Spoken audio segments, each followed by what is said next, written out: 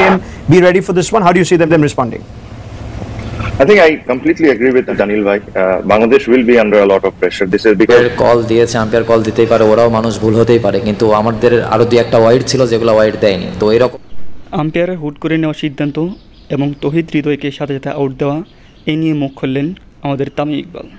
তিনি ডাইরেক্ট অন্যান্য লোকদের নিয়ে এই বিষয়ে কথা বলেছেন। তিনি ডাইরেক্ট লাইভেই বলেছেন সকলের সাথে, এত বড় একটা ম্যাচের মধ্যে, এত বড় একটা ওয়ার্ল্ড কাপের মধ্যে কীভাবে আম্পায়ার সাহেব এরকম একটি বড় ভুল করতে পারে।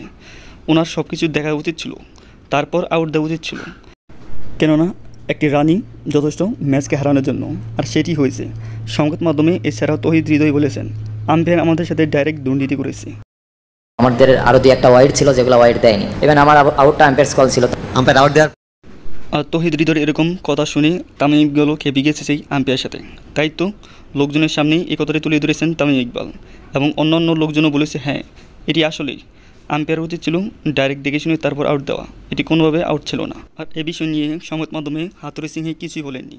তো প্রিয় দর্শক, খেলার সকল খবর পেতে এই চ্যানেলটি সাবস্ক্রাইব করে আমার পাশে থাকুন। সবাই ভালো থাকবেন, সুস্থ থাকবেন। টেক কেয়ার, টেক লাভ।